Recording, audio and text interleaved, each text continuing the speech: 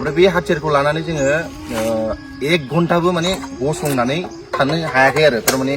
आथिं रुवायनाय माबा माबि बिराद बिदि जादों होबोनाय 6 बोसोर माने हाग्रायाव नांबोनाय बे खुनु भेलु गैया बेफोरबायदि टाइपनि माने कमेन्टफोरखौ नुनो मोनो आरो स' आं ओंखायनो खावलायगोन जे नोंथांमोना जाहाथे जोंनि जोहोलावफोरनि सायाव बेफोरबायदि कमेन्टखौ दा गोबां संगठन दं जितु बर' हारिनि थाखाय नांबोनाय थ' बिथांमोना बोसोर बोसोर बेबायदि हाथियारखौ लानानै माने गोजौ गाहाय थाबायनाय बहायबा हाग्रा बंग्रा दैमा दैसा बेसेबां खस्थ' जाबाय। नैबे मोनसे फेसबुक पेज बिगोमा बि ब्रह्म होननाय मोनसे फेसबुक पेज दङ। बिथांनि चेनेलखौ बा बिथांनि फेसबुक पेजखौ नोंथांमोना बयबो गासिबो बर' रायजो राजाफ्रा फल' खालामनानै हो आरो लोगोसे नैबे मोनसे भिडिअखौ ना शेयार खालामनानै होबानो जाबाय बिथांनि चेनेलनिखौ। थ' बिथाङा मोननैसो बाथ्रा बुंदों माने बिखेवनांनाय बाथ्रा बुंदों आरोखि। बिखेवनांनाय माने बिथांनि जाखिनि जांख्रिथायनि थैसाम 2आव बिथाङा मोननैसो रल लादों आरो लादोंबो मानिदों मोजां मोनदों। नाथाय बिथाङा जे नैबे मोनसेखौ सानखांदों बिथाङा जे हाथियारनि वेटनि सोमोन्दै अजननि सोमोन्दै नङा होनबा अजननि सोमोन्दै बिथाङा बाथ्रा बुंदों आथिं रुबायनाय सानाय 100%। बिथाङा जे बेखिनि बाथ्राखौ गोसोखांनानै ससियेल मिडियानि गेजेरजों माखासे फोसावदों बा फोरमायदों गुलि गैयै बा जांख्रिथायनि थैसाम 2आव जाखिनि हाथियार इउज खालामनाय आरो जाखिनि हाथियार इउज खालामनाय बावहाय जेसेबां गिलिर बा गुलि थायोब्ला AK-47आव 30टा गुलि जायो। LMG फोरबायदिया 30टा बेफोरबायदि गुलि जायो बेखौ लानानै नङा होमबा हाजो मानखोनाय आरो फिखुङाव नों माखासे वेट दंबावो गावनि अजन बेखौ लानानै बिथाङा मोजाङैनो भिडिअ खालामदों बा बुंदों जायफोर हाथियार लानानै सोमावसारबोनाय बिथांमोननि सायाव मोजां खेंफोरथिखौ होदों। बिथांनिसिम रोजा रोजा थेंक्स बावहरनाय थाबाय। थ' बिथां बे बि ब्रह्म बिथांनि भिडिअखौ आं ससे लानानै ससे नङा कमप्लिट लाजोबनाय जादों। सरि क्षमा बिदों आं बिथांनिसिम मानोना नोंथांनि भिडिअखौबो आंबो दामनो लुबैदों ओंखायनो आं बेखिनि भिडिअखौ लानाय जादों। लोगोसे आंबो बावहाय 2 मिनिटनि भिडिअ बिथांनिया 2 मिनिटनि भिडिअ बेखौ लानाय जादों आं। मोजां गोसोखांहोदों आंखौ रिमाइन्ड खालामहोफिनदों बिथांनि जाखिनि बे फंबाया जेरैबायदि बाथ्राखौ बुंखांनानै रिमाइन्ड खालामहोफिनदों गोसोखांहोफिनदों जायफोरा सोमावसारबोनाय बिथांमोनखौ रेसपेक्ट सनमान होनना बुंनाय बिथांनि गोसोआवसो मोनबोदों। जिहेतु बिथाङा मोनसे सावथुन बा मुभि खालामनायाव बै बे गुलि गैयै सिलाय हाथियार बै सिलाया खमावनो 4 बा 3 बिनि गेजेराव जागोन वेटआ 3 केजिसो जाहैनांगौ 3 बा 3.5 बिनि गेजेराव जाहैगोन। बेखिनि वेटखौ लानानै बिथांमोना गोबां मुभि खालामबाय सावथुन खालामबोबाय दा बावहाय बियो बे अजनखौ दैखोनाय ना आरो लोगोसे एक्सट्रा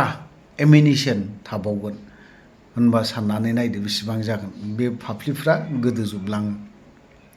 गोदान लाग्राफोरनिया थिफुजोबो बा दावथुर खालायो बावहाय। बिनि सायाव माखासे मोजाङै भिडिअ खालामनायनि थाखाय रोजा रोजा साबायखर। गोसोखांनाय फैदों जेब्ला भुटानाव रेसन रोगानाय खबाइ होननाय सासे दंमोन 13 बेट्सनि 2nd बेटालियनाव जों फैदों नैबे जिहेतु जायखौ नेसनेल पार्कआव सोदों रायमना नेसनेल पार्क जि जायगायावहाय पिकनिक जाहैयोमोन बोसोरनै बोसोरथामसोनि सिगां बे खन्दनिफ्राय बै समावहाय जोङो बिनिफ्राय डाइरेक्ट बेला मोनसे थाबायनानै जोङो गावनि केम्पखौ मोनहैयोमोन दै थांनानै। खबाइ होननाया 13 बेट्सनि खबाइया बावहाय मा जादों रेसनजों जाबजों सिमि राइफल दंमोन अखाया जुब जुब हाना दैया देरनानै बियो दैयाव बुसोमजादों। बिनि उनावहाय बियो केम्पआव थांना ओरैबायदि गाज्रि रोखोमनि बेमार जादों बा लोमजादों माने बेखौ आं गोसोखांनाय फैदों बेखौ मानसिखौ बानो ना रेसनखौ लानो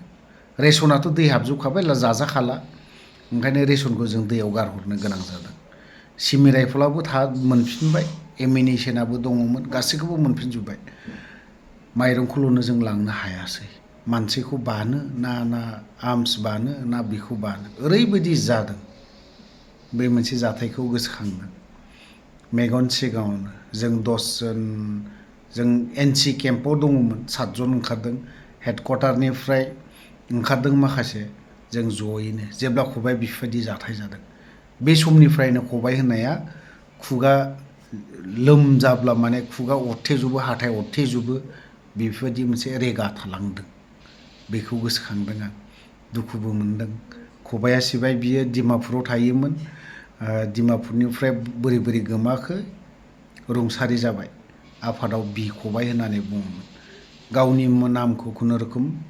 साइनल' होनो गोरोंमोन थेवबो आफादनि थाखाय बिराद एक्टिभ बांलादेशआवबो जों ज' थाफानो मोनफाबावदों थ' बिथां बे फंबायनिसिम बि ब्रह्मनि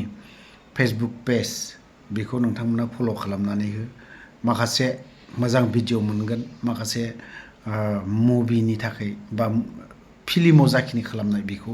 नुनो मोनगोन जा नैबे मोनसे भिडिअआ शेयार खालामनानै हो बि ब्रह्मनि फेसबुक पेजखौ मोजांनो बाथ्रा बुंदों थ' जों एसे खोनासंनानै लानि खुलुमबाय जों मोनसे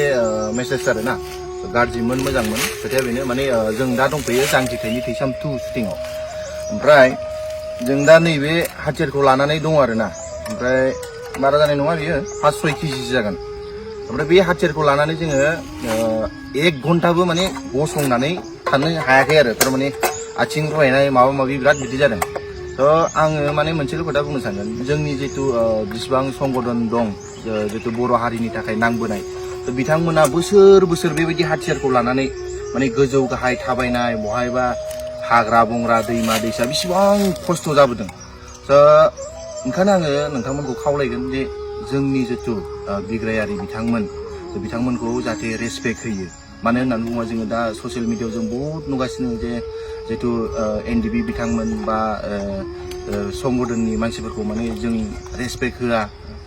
भिडिअफोरखौ नायोबा बायदि रोखोमनि माने बयनिबो साननाया बेलेग बेलेग थेवबो माने माखासे मानसिफ्रा ओरैबायदि कमेन्ट होयो जे बिसोरनि जितु दान होबोनाय 12 बोसोर माने हाग्रायाव नांबोनाय बेखौनो भेलु गैया बेफोरबायदि टाइपनि माने कमेन्टफोरखौ नुनो मोनो आरो स' आं ओंखायनो खावलायगोन जे नोंथांमोना जाहाथे जोंनि जोहोलावफोरनि सायाव बेफोरबायदि कमेन्टखौ दाहो नोंथाङा मा बुंनो सानो फंनैसो बुंदो बेनो आरो जानला मोनला मोनसेया हरसेया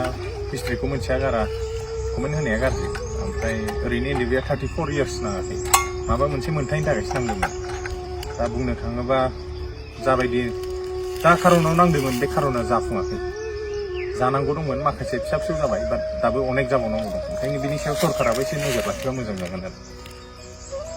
जोङो बेखौनो खावलायगोन माने जोंनि भिडिअ बानायनायनि उद्देश्यआ मोनसेल' जाहाथे जोङो जोंनि जितु जोहोलावफोर जोंनि थाखाय जाय बिथांमोना नांबोदों बिथांमोनखौ जाहाथे मोजांबाबो गाज्रिबाबो रेसपेक्ट होयो आरो ससियेल मिडियायाव बेबायदि जोंनि जोहोलावफोरनि सायाव गाज्रि कमेन्ट होलायनायखौ जाहाथे बन्द' खालामो गोजोन्थों